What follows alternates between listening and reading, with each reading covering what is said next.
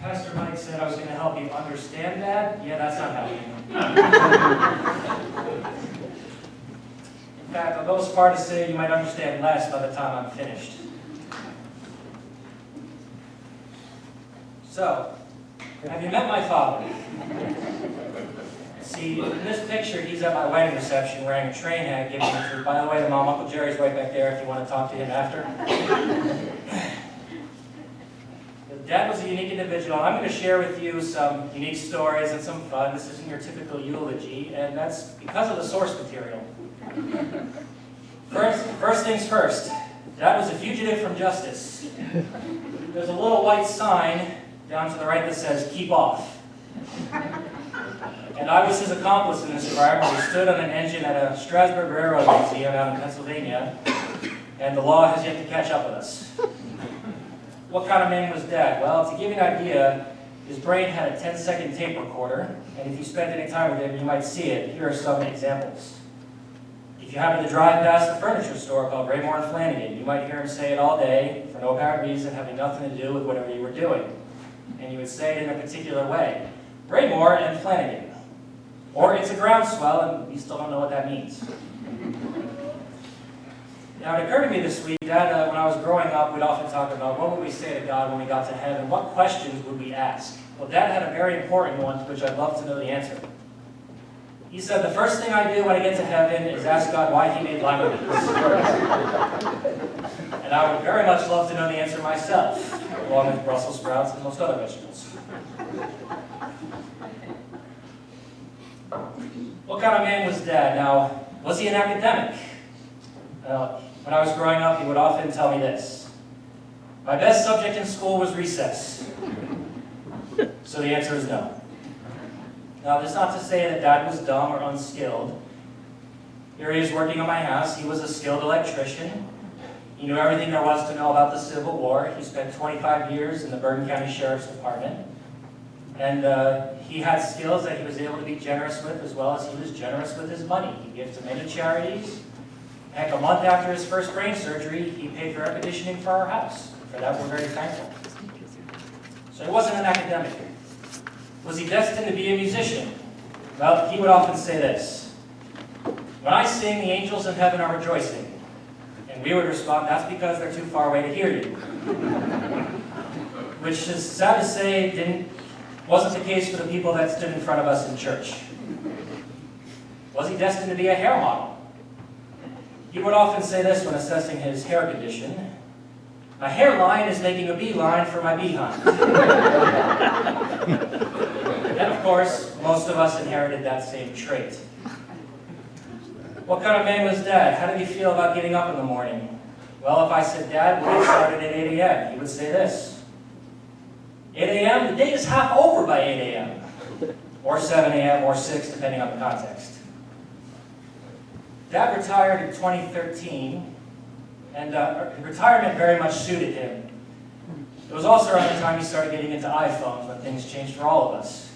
So sometimes when I was at work, here's a picture of a text message he sent me one day with his itinerary for the day, just so I would know what was going on. And if you know the time, it says 2:37. I was at work when I got this.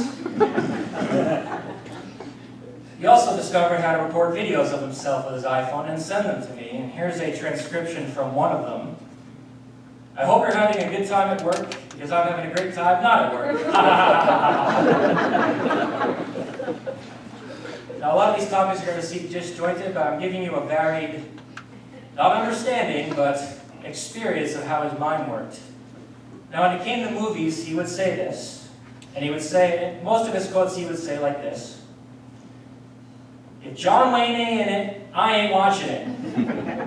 Now you might think for a man of his age, this is a cool, old school, manly stance on things, but it really doesn't make sense when you consider what his favorite TV show was. Now there was a time, I think when my brother was in high school, and Burger King was giving SpongeBob toys out with their kids meals at Burger King, so Luke was sent down every week to get new toys for Dad's desk. Also on cinema, how did Dad feel about Hallmark Channel movies? Now this came up because my wife likes to watch them at home, and if we had the misfortune of having a movie on the TV when Dad would walk in the door. He would look at the TV, and no matter what movie it was, because we all know they're so different, and he would be kind enough to sum them up for us by saying, "And the love was there the whole time."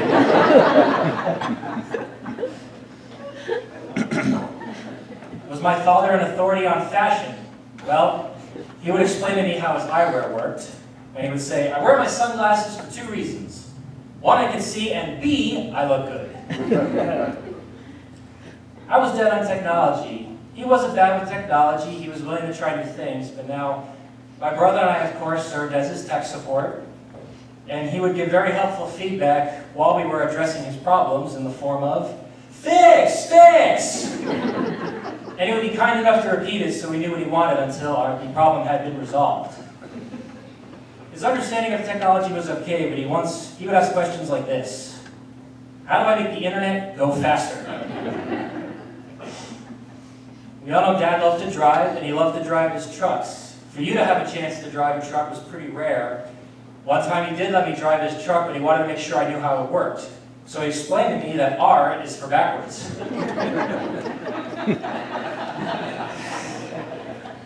Now, some of us who ever drove with Dad knew how he felt about traffic. He had a blanket statement no matter what road on what state he was in, and it would go something like this: "My taxes paid for this road, out of my way." Parking. Now this one's going to bear some explanation, but he had an assessment that went like this: "Preferred parking, it's before FERD." Now when he was 60, he and I went to Texas to see a bunch of stuff. And I told you Dad's an early riser, so the day we went to SeaWorld, we got there before everyone else did, including the staff. And I already paid for our parking. I had a voucher in my hand, and he saw a sign saying, "Preferred parking, $16. So he dug deep for $6 and insisted on upgrading us, which saved us 50 feet of walking between the preferred parking and the entrance to the park. Now, was Dad a picky eater? Sounds like you already know. He was a picky eater, and particularly when it came to the dairy food. Now, with the exception of milk and ice cream, or cheese on a pizza that was heavy in the sauce and well done and light on the cheese, if you suggested he put anything in his food, he would respond with, "Barf!" On marriage. Now, I don't have a quote, but I have an illustration. This picture was taken at our wedding reception in 2013. And I think it perfectly illustrates not just Dad's marriage, but Dallenberg marriage. Notice Dad on one side, devil may care, he's having a good time.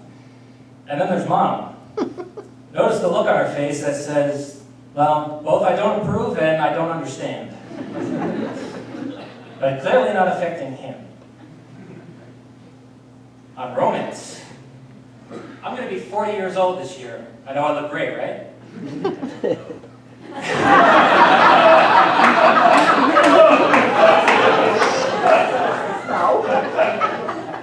All right. So in almost 40 years of life, my dad never said word one to me about love, romance, the female species. He only said one sentence, and it was a doozy.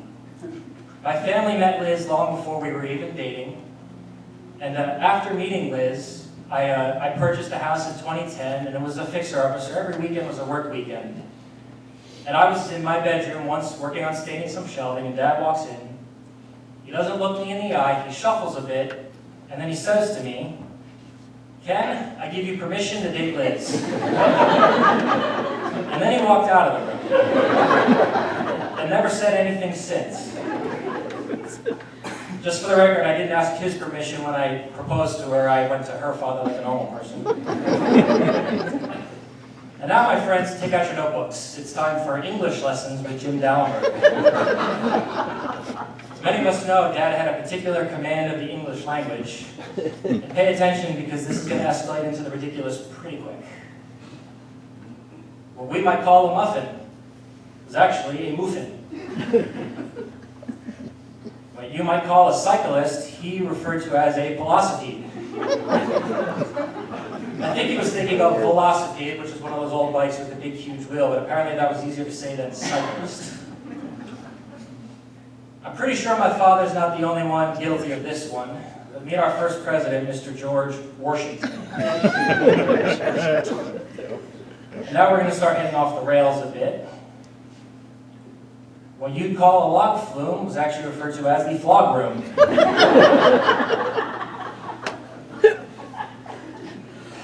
Narnia of the chips. I got nothing. Oh, God.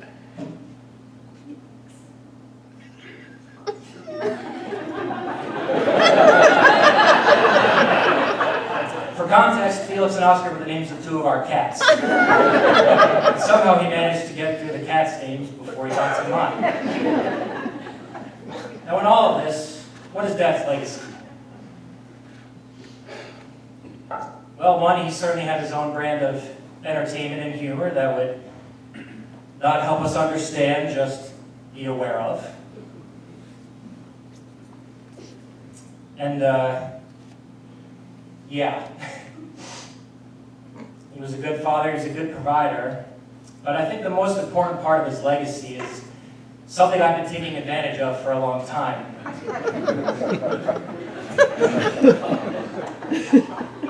So now any time that I do something that might be considered less than mature, or maybe less than intelligent, and my wife and my mother give me that look that every guy in here has gotten at some point in their life, I could say, it's not my fault. Have you met my father? Thank you.